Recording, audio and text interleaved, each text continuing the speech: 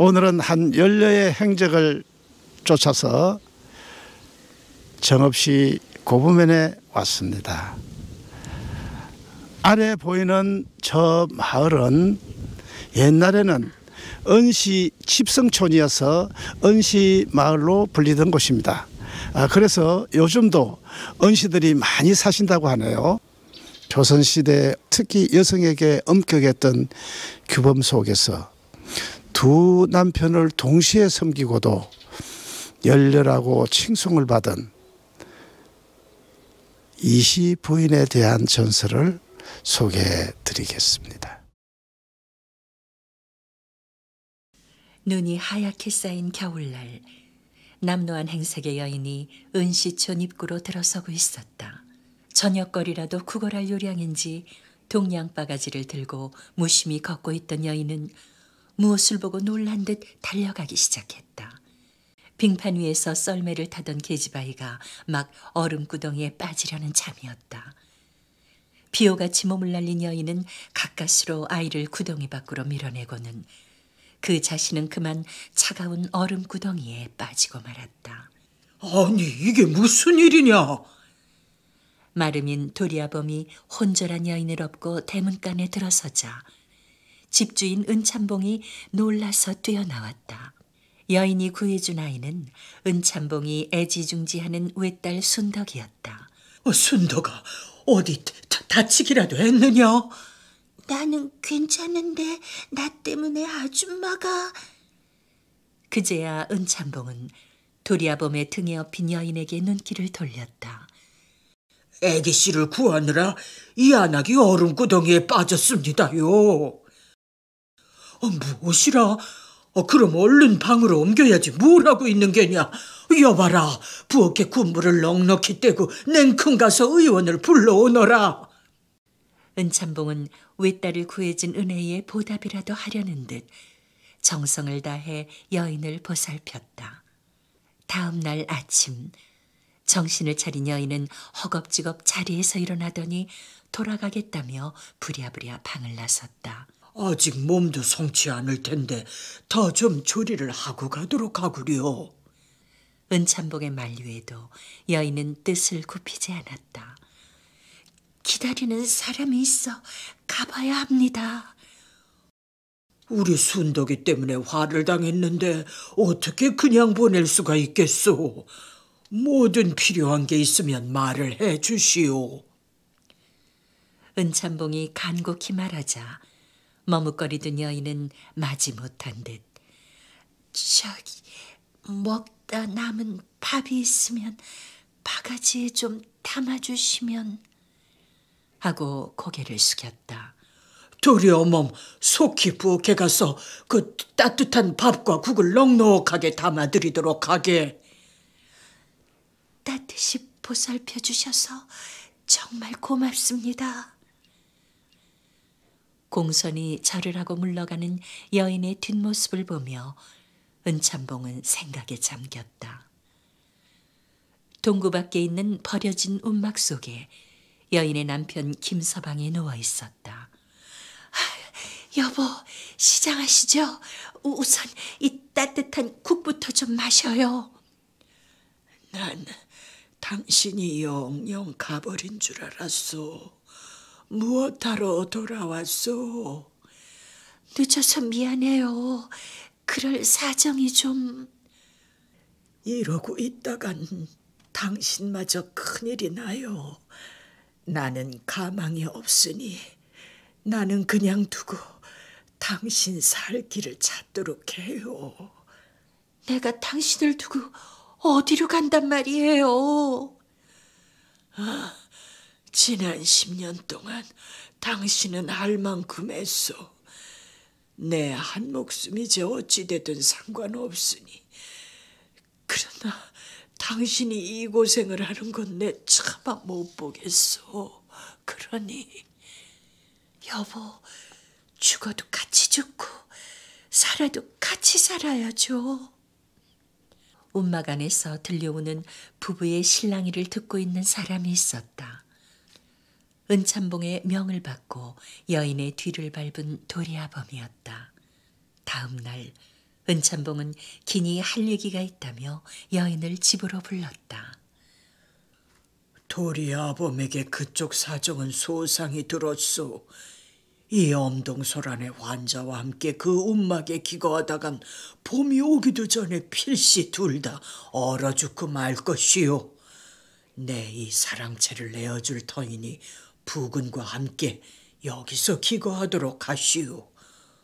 둘이 살아갈 생활비는 물론 약값도 내가 대어줄 것이오. 예?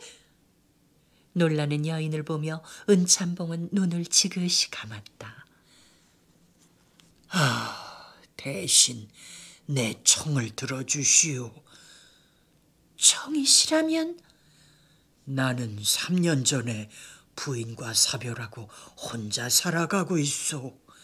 슬하에 오직 딸 하나뿐 아들이 없으니 후사가 걱정이라오.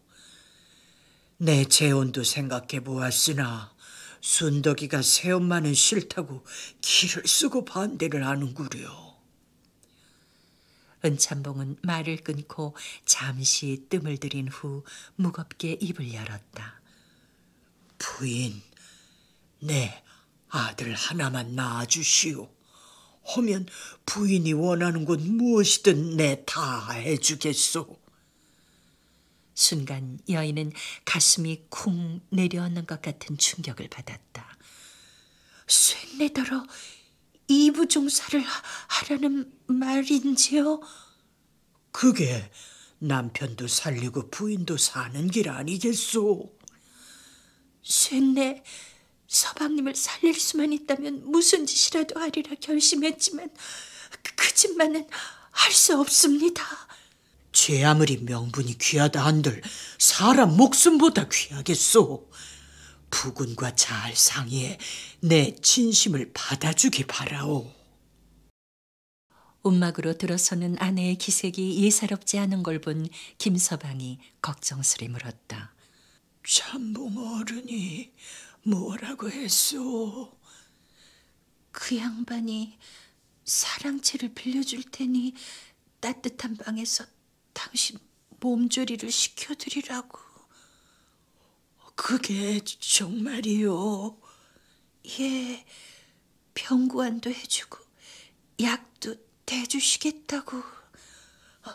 이런 고마울 때가 헌데 그 어른이 그렇게 인심을 쓰는 연유가 뭐요?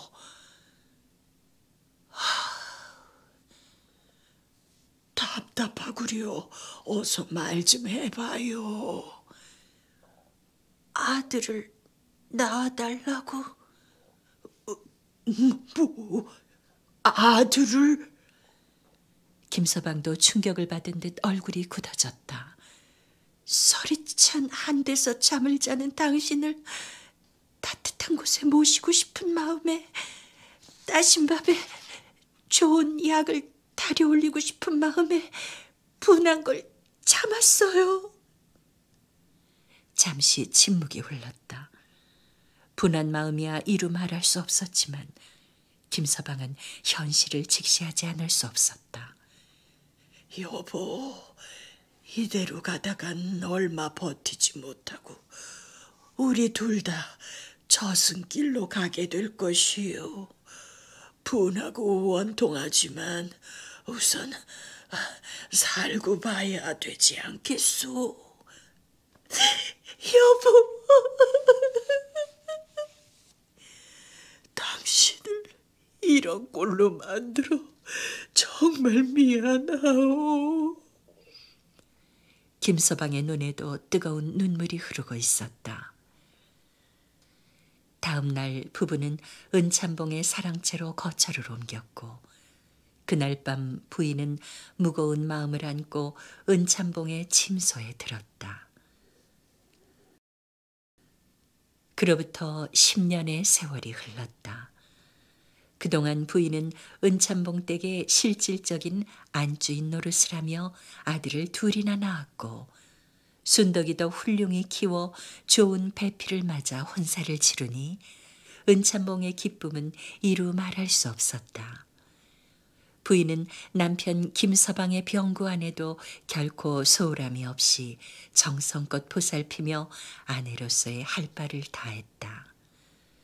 그녀를 향한 주위의 비웃음과 손가락질도 어느새 칭찬으로 바뀌어 있었다. 그런 어느 날 김서방은 아내의 품에 안겨 조용히 눈을 감았다. 그동안 잘 보살펴 주어 고맙다는 말을 남긴 채 은참봉은 김서방의 장례를 성대하게 치러주었다. 사람들은 부인을 향해 혹을 떼어버렸으니 이제는 은참봉의 정실로서 활개를 치며 살 수 있을 거라며 부러워들 했다. 장례를 치르고 돌아온 날 밤, 집안 식구들이 모두 잠든 시각에 아이들의 방에 들어간 부인은 자고 있는 두 아들의 손을 모아쥐고 가슴에 품었다. 오래도록 눈에 담아두려는 듯 하염없이 아이들을 바라보는 부인의 눈에 어느새 눈물이 흐르고 있었다. 잠시 후 마당으로 내려선 부인은 은참봉이 자고 있는 방을 향해 큰 절을 올렸다. 다음 날 김서방의 무덤 앞에서 자결한 부인의 시신이 발견되었다. 은참봉에게 남긴 유서에는 아이들을 잘 키워달라는 당부와 함께 두 아들 중 하나를 김서방의 양자로 입적시켜 제사를 받들게 해달라는 부탁을 담고 있었다. 은참봉은 부인의 시신을 거두어 남편과 합장을 시켜주고 둘째 아들을 김서방의 양자로 삼아 그녀의 소망을 이루어 주었다. 사람들은 이씨 부인의 정절을 기려 연료비를 세워주었으니 이것이 두 남편을 섬기고도 연료 칭호를 받은 유일한 경우라고 한다.